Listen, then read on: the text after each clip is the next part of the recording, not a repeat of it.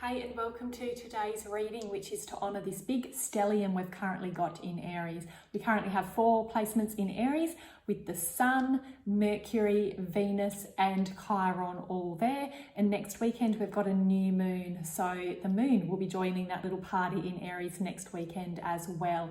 So Aries is the first sign of the zodiac year. So new opportunities. It's also cardinal fire. So it's all about starting something, igniting something, that beginning of a new passionate cycle. So it's a really beautiful opportunity while this moon is waning this week to do some release work, because all this fire and momentum behind us will help us, and then it's going to help to transmute and transform this with that new moon cycle starting again next weekend.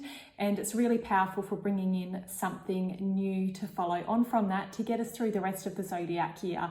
So happy new zodiac year to everyone, and let's pull a few cards. This is a general reading, so if they resonate, fantastic. Take whatever suits you. If it doesn't resonate, that's okay. Not every reading can be for every single person on earth, because our energy is so different and unique depending on what's playing out in our lives right now. So I'm going to roll my astro dice, which will give me a planet, sign and house to give the backbone of the energy, and also pull some cards. Okay guys, if you are interested in a private reading from me, please do reach out, higherpathhealing.com.au, or please find me on YouTube, Instagram or Facebook, where you can also reach out and send me a message as well. Okay guys, let's get started. Okay, oh my God, I've got the moon in Aries. You can't even make that up. Moon in Aries, and we've got it in the 10th house. Okay, so there could be some work themes going on, or your personal, the way that you're putting yourself out there in the world coming through as well. So big shout out for that Aries moon next weekend. It's so funny that that's come out. Okay, and I'll just pull some tarot cards, and then the reference will go a little bit deeper with that. Okay, let's see what the tarot has to say. For those of you that don't know, astrological references are all the way through tarot, so it's really powerful to combine tarot and astro together. Gives such deeper, more profound meaning as well. Okay, so what have we got? We've got lots of air floating around. We've got the 8 of Swords is the first card, so feeling like you're stuck, feeling like you're in a bind and can't see your way through. And this is all that clearing work that's essential at the moment. So clearing out the 8 of Swords energy and this 3 of Swords energy of heartbreak and loss that may be playing out at the moment. And this is followed on by Justice. So Justice is the card of Libra, and we just had that full moon in Libra last week. So big shout out to the Libra energy there. So it's like we've got that Libra energy of the moon, and then the moon's literally moving towards that moon in Aries coming up next weekend. So this is definitely tied to the lunar cycle. So I'd say this energy is probably going to complete by the time that new moon comes around next weekend. Okay, so these cards together just speaks of a need for balance.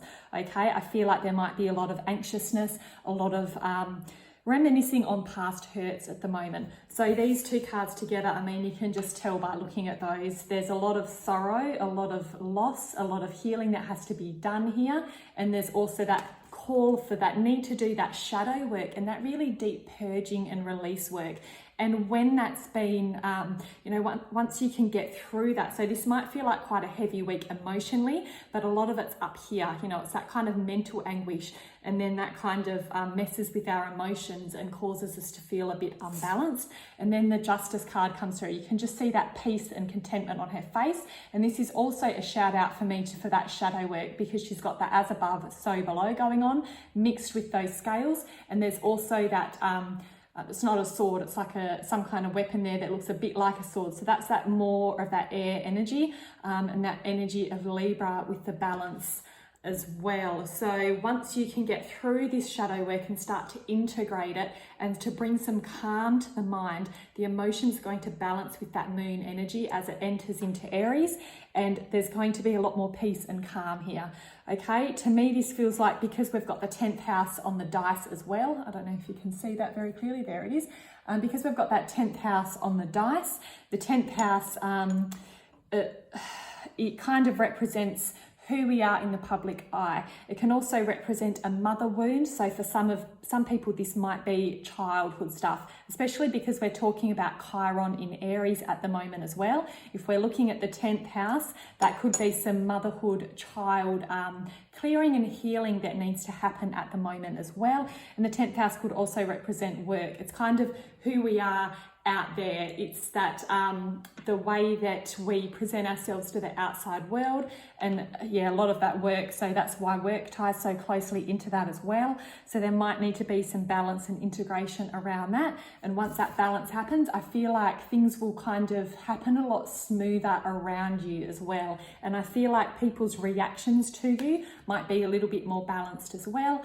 You know how if we're in a funky mood, people can just kind of sense it from a mile away. It's that kind of energy that once we're balanced and integrated, we'll become more magnetic, and then the opportunities will find us, all that 10th house stuff, the opportunities will find us, and we'll have better opportunities out there in the real practical world if we're balanced what's going on in here and up here as well, with that moon energy coming in.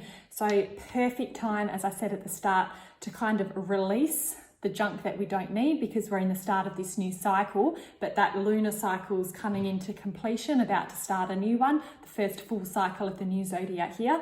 So very powerful time to complete as this moon is waning. Go really deep if you can this week to let go and just to really release. Look at what hasn't worked. This is also about looking through the illusion and looking through the belief systems that you've been binding yourself to, seeing through the crap and then getting some clarity around it. And this can be really painful, because if we've been avoiding the truth or haven't wanted to look at the truth yet, it can feel like a big heartbreak and loss. But with that release work comes freedom. There comes so much freedom, and then it's like that justice is served and the equilibrium can return, because if we're not looking at stuff, there's never going to be a balance there either. So all the best with that, guys. I'll pull a final little card here as well, little animal totem for you. I hope you all had a beautiful Easter long weekend. I hope you had a good break, and hope you didn't put yourself too deeply into a sugar coma. That yummy food. All right, guys, we've got the dragon. Oh my God, how beautiful for Aries. Gaia's gateway, access Earth's inner wisdom. Okay, so if that resonates with you, definitely do some grounding, because that can help integrate those mental anguish that might be going on at the moment, and any mental pain. So definitely do some grounding. And dragon, access Earth's inner wisdom. And you know, deep inside Earth's belly, in Gaia's belly, she is full of fire as well. So it's really that simmering below the surface.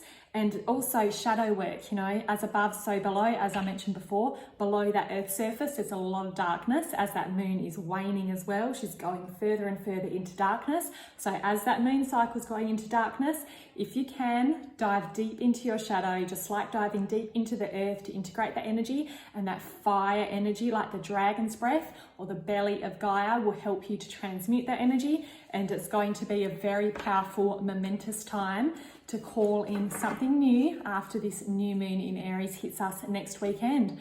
So thanks for watching, guys. And remember, please do reach out if you would like a personal reading with me. Love you guys. Bye.